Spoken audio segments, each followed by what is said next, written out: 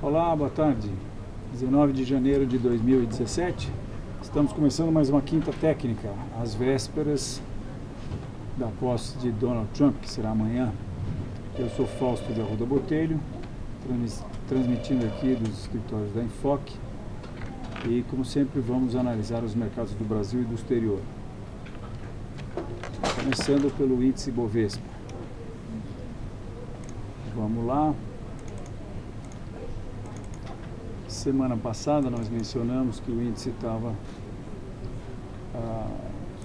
perdão, deixa eu só... Pronto, agora sim. Mencionamos que o índice estava se aproximando de um nível de resistência. Ele tem algumas evidências aí de queda, que são... Nós definimos um nível de resistência aqui e constatamos que o mercado rompeu esse nível e posteriormente voltou para dentro desse nível, que configura um bull trap, armadilha para comprados. Então isso é uma indicação baixista. Isso aconteceu também depois do mercado ter rompido essa reta suporte de quase longo prazo, né? médio e longo prazo. Mas os preços voltaram a subir e agora se aproximam da última resistência deixada a 65 mil pontos, se acumulando numa pequena formação que eu acho que tem características de deriva e deve resultar com os preços caindo e rumando para o seu próximo suporte, que está aqui nessa faixa, dado esse pequeno topo de outubro, esse fundo de novembro do ano passado. Em dezembro e acumulação aqui do começo de janeiro, né? Isso está aí a 61.600, 61.700 reais. Então esse é o primeiro nível de suporte que, se rompido, manda os mercados para essa faixa aqui de 60 mil a 59 mil. Vamos ver o que o índice Bovespa Futuro está falando. Bom, então somos baixistas, curto, médio e longo prazo no índice Bovespa. Eu explico por que nós estamos baixistas no longo prazo, né? No índice Bovespa.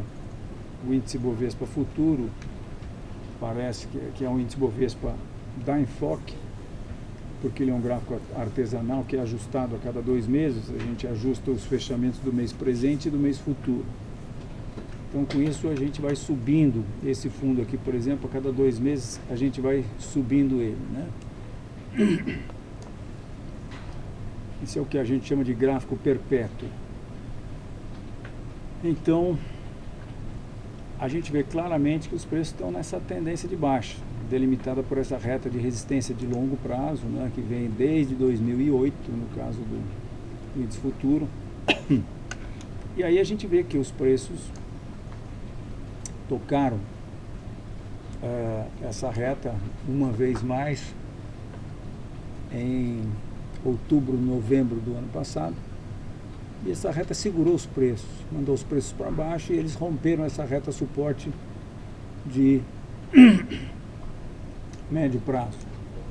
O rompimento da reta suporte de médio prazo nos faz crer, ou nos permite prever, que o mercado deve corrigir Fibonacci dessa alta que iniciou-se aqui em janeiro. E se isso acontecer, o mercado cai para 56 mil pontos. Isso, se ele vier no primeiro nível Fibonacci, ele pode vir no segundo, no terceiro pode passar disso. Pode vir testar o fundo de novo. Muito pessimismo? Eu acho que não. Por quê? Eu quero fazer agora uma análise de longo prazo para vocês do índice Bovespa. Agora que nós estamos em vias, às vésperas de publicar novamente o nosso pôster do índice Bovespa. Nós vamos estar publicando,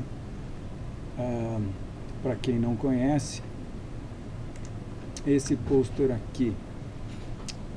que eu já vou mostrar para vocês, do índice Bovespa, mas é algo parecido com esses dois posters que estão aí encostados atrás do Júnior, né?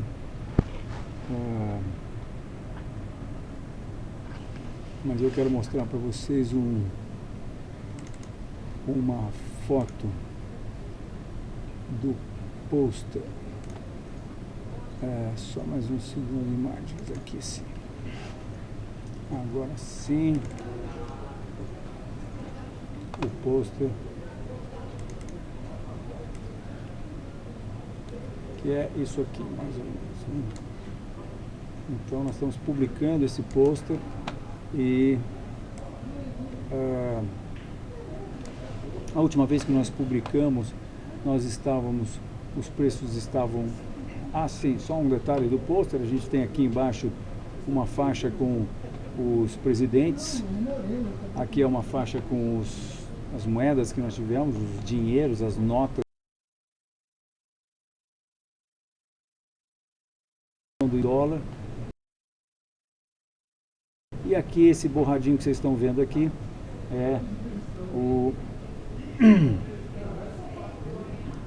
são os eventos que aconteceram. E nós levamos esse pôster. Inicialmente publicamos um para comemorar 20 anos da Enfoque. Nós publicamos um que começava aqui em 68, que é em 68 que começou a ser calculado o índice Bovespa. Mas depois nós fomos atrás, ficamos 6 meses pegando essas cotações aqui, são as cotações da Bolsa do Rio. Nós tivemos que ir na Biblioteca Nacional e depois o meu amigo Luiz Maurício Silva, autor, escritor, tem um ótimo livro de opções, ele nos ajudou e por 6 meses foi no DCI, abriu livrões, livro por livro, e pegou as cotações do IBV da Bolsa do Rio, que nós então juntamos as cotações do Ibovespa e conseguimos então essa cobrinha aqui. Isso para mim, como analista técnico, foi muito importante, porque eu então consegui traçar essa reta suporte, porque eu fiquei com o fundo anterior ao topo de 1971, topo importantíssimo, porque após ele o mercado caiu 12 anos, né? Então, nessa época, nesse dia de glória da minha carreira de analista técnico, eu tracei uma reta suporte entre esse ponto e esse ponto, porque nós estávamos mais ou menos por aqui nessa época, né? E fiquei muito feliz, porque eu falei, bom, 1 ponto, 2 pontos, 3 pontos na reta, esse ponto aqui que foi plano Collor 2, depois do Naginar, está fora da reta, e esse ponto do Lula está dentro da reta também. Agora, eu quando então capturei essa reta aqui e tracei uma paralela e vi que ela batia em 2 topos aqui, eu dei um salto para trás na cadeira, fiquei impressionado, fiquei arrepiado até, né? Porque aí eu vi que eu estava aprisionando o Bovespa dentro de um canal de alta que está sendo cultuado, eu diria, quase que cultuado até hoje, né? E qual não foi a nossa surpresa quando no começo de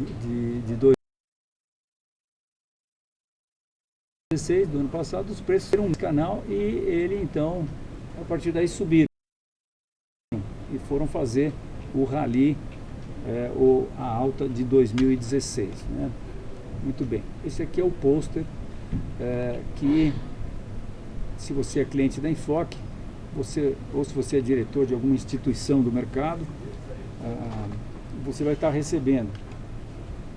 Mas se não, se você tiver interesse, você pode ir no nosso site ou ligar para nós aqui, 3957-5822, e você pode comprar um exemplar desse pôster. Mas eu tenho esse pôster aqui no nosso gráfico, né? Isso é bastante legal, porque ele está aqui. E agora eu preciso voltar o zoom. Então esse aqui é um gráfico que quem tem terminal Enfoque vai fazer esse gráfico usando o código IBV IBOV. Eu não posso usar o código IBOV porque, como eu disse para vocês, a partir daqui até 1963 a gente usou o IBV.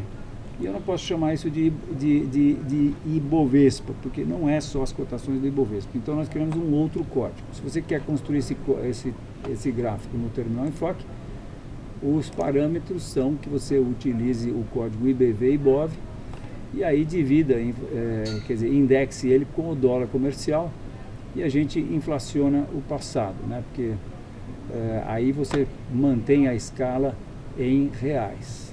Mas quando você vê o posto, você vai ver que a gente divide pelo indexador e aí a escala fica em dólares. Mas a curva é exatamente igual para os dois tipos de indexação. Muito bem. Então, o que é interessante a gente notar aqui é que essa correção que o Bovespa teve foi 50%, que aliás é muito interessante porque em 71 nós tivemos correção Fibonacci de exatamente, deixa eu acertar isso aqui, de exatamente, cara, tá escapando de mim aqui, pô, 50, ué,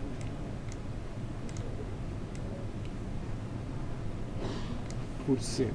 Eu me enchi desse cara aqui, vou traçar um outro Fibonacci para mostrar a vocês que então 71 foi exatamente 50%. E aí a gente vai pular um. Vai pular um não é sem querer não, é de propósito, lembrando a regra da alternância do Elliott, que dizia que as ondas corretivas, como essa, né? Aqui a gente tem ondas impulsivas e as ondas corretivas.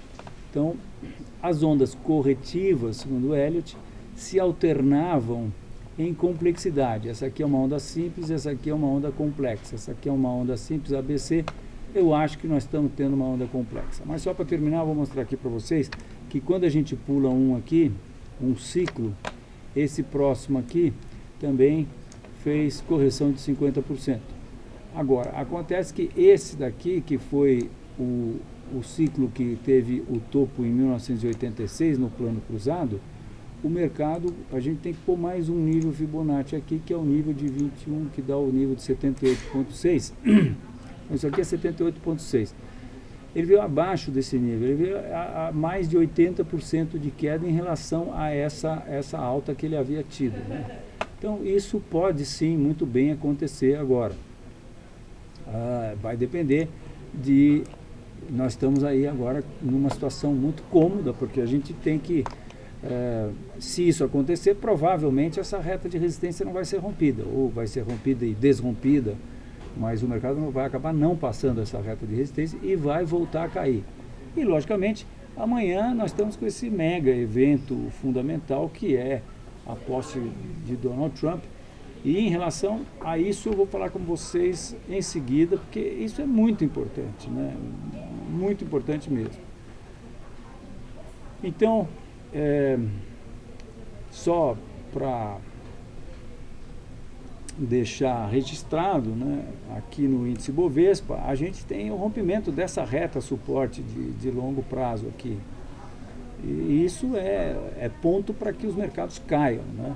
Gráfico. Perdão. Isso é ponto para que os mercados caiam, né? O Juninho estava me chamando a atenção do gráfico, mas acho que estava que nós estamos com um delay aí.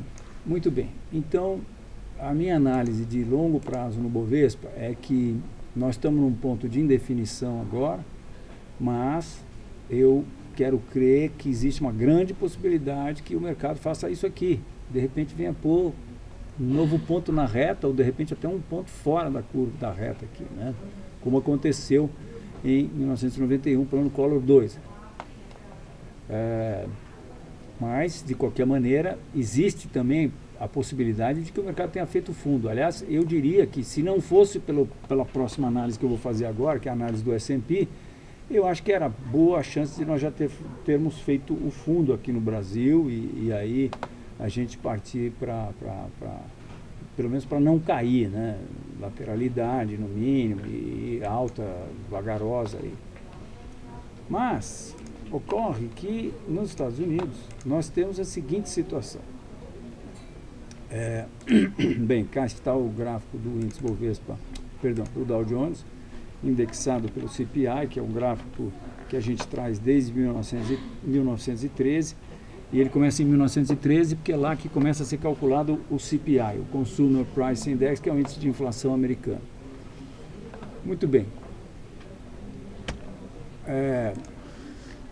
A gente nota que também deu para aprisionar as cotações do Dow Jones indexado no CPI, porque se não indexar no CPI, ele é esse carinha aqui, que é um gráfico que só sobe, né? Mas quando a gente tira essa inflação aqui, que é o CPI, de 2.360%, nesse período aí que aconteceu, quando a gente tira essa inflação, aí a gente vê, né, como eu já mostrei aqui na quinta técnica várias vezes, então a gente vê que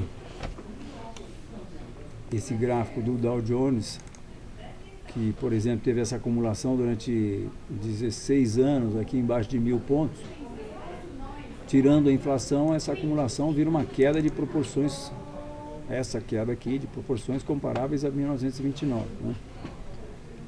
E, enfim, mas a gente então visualiza isso num canal, quando a gente indexa, e a gente tem um movimento, dois movimentos, três movimentos, e aí a gente vê, constata que o mercado rompeu esse nível de resistência, fez um pivô e rompeu isso daí. Mas eu acho que dá para a gente visualizar e entender que nós também estamos, que os preços hoje estão num nível de resistência ainda, né? Por quê? Porque estão exatamente aqui muito próximos dessa reta guia do canal de alta. Então, minha gente, a consideração mais importante a se fazer hoje, se a gente vai tentar fazer alguma previsão sobre o que pode acontecer no day after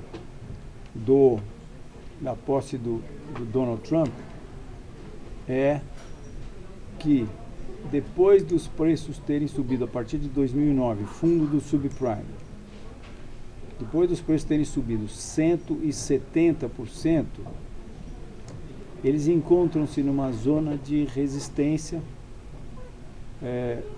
já romperam essa reta suporte de longo prazo, e agora eu transfiro essa análise que eu estava fazendo até agora para o S&P.